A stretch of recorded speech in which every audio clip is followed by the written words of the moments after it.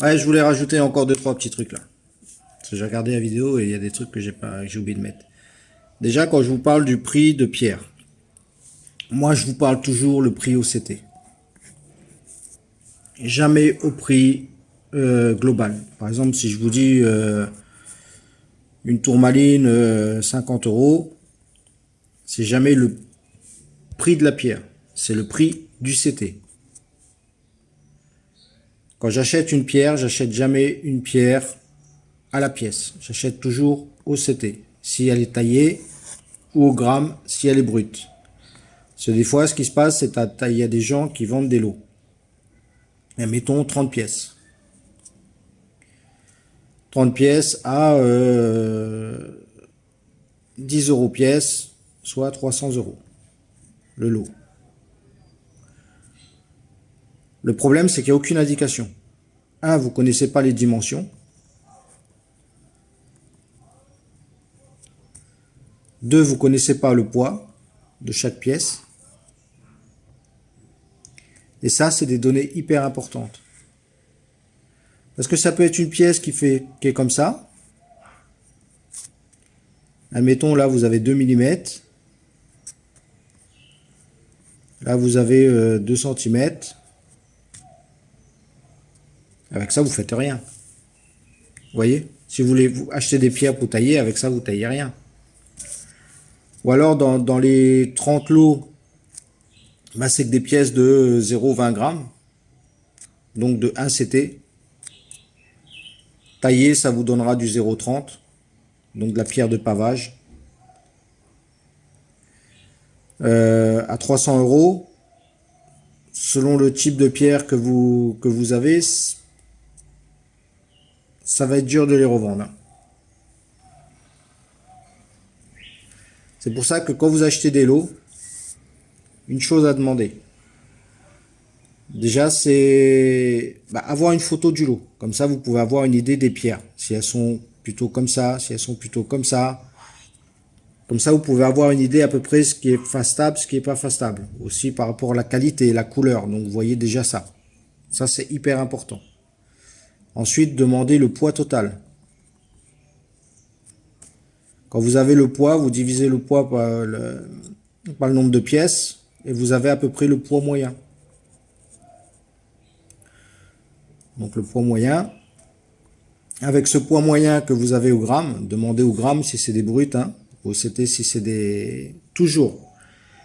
Quand c'est du brut, c'est le gramme. Quand c'est du fasté, c'est le CT. Donc vous avez le prix moyen.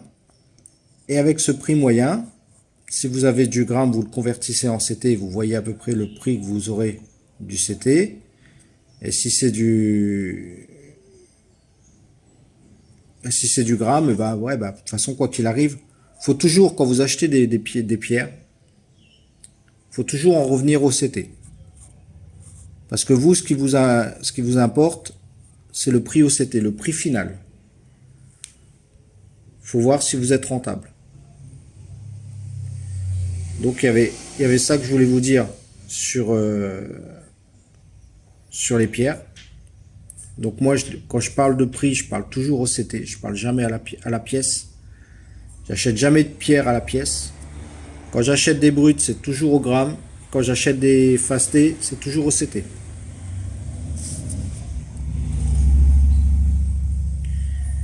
Et une autre chose aussi. Quand vous allez voir des négociants, donc vous avez le prix du marché là. Ça, c'est le prix moyen du marché. Donc le négociant, lui, il va toujours partir de là et il va vous donner un prix.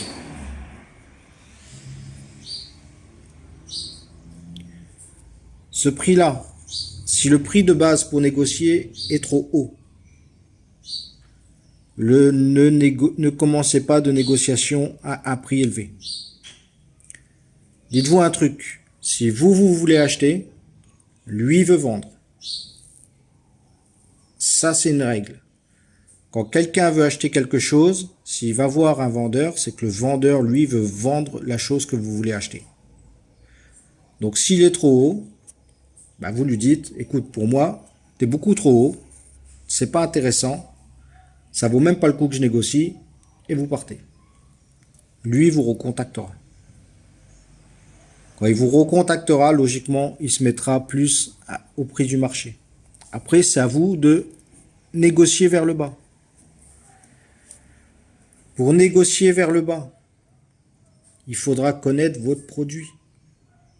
C'est pour ça que je vous dis, c'est important de savoir ce que vous voulez vendre pour pouvoir négocier votre prix vers le bas. Si vous connaissez votre produit, si vous connaissez le cheminement pour acheter des pierres, vous pourrez négocier.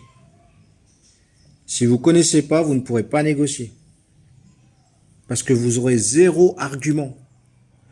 Pour négocier un produit, il vous faudra toujours des arguments.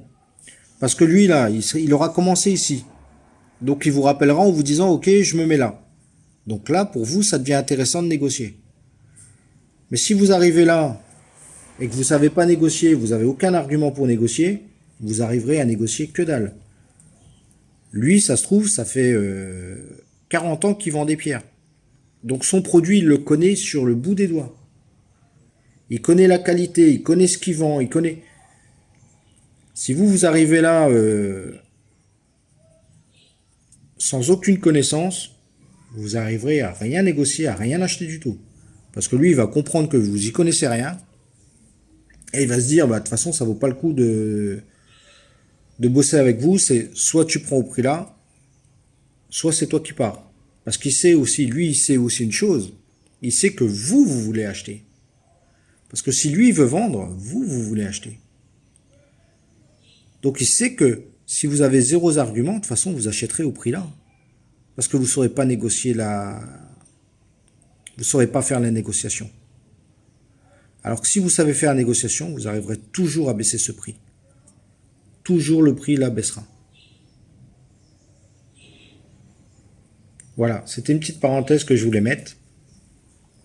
Pour vous dire, si vous voulez vous lancer dans ce domaine-là, si vous voulez lancer dans être négociant en pierre, tout ça là, ça se fait pas en un claquement de doigts.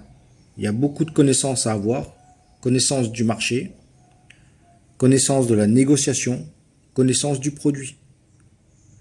Parce que dites-vous bien un truc, c'est dans les gemmes, autant vous pouvez faire de l'argent avec des pierres, autant vous pouvez en perdre. C'est un peu comme la bourse. C'est pour ça que c'est le marché des gemmes, en fin de compte, c'est un marché d'investissement.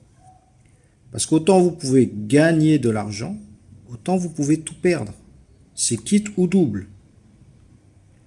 Vous pouvez faire une transaction où vous allez gagner de l'argent, vous allez retourner, vous allez refaire une transaction, vous allez revenir avec une confiance en vous, vous allez vous dire ouais c'est bon, c'est moi le meilleur, j'ai tout niqué la première fois, et la deuxième fois vous allez vous planter en beauté, et logiquement, en fait c'est comme dans les marchés boursiers, vous voyez un marché boursier là, vous achetez une action, donc vous achetez l'action boum elle monte. Vous faites, je sais pas moi, allez, plus 50%. Vous vendez l'action. Vous dites, waouh, super. Le lendemain, vous rachetez une action. Vous êtes confiant là. Vous êtes au top. Vous achetez une action.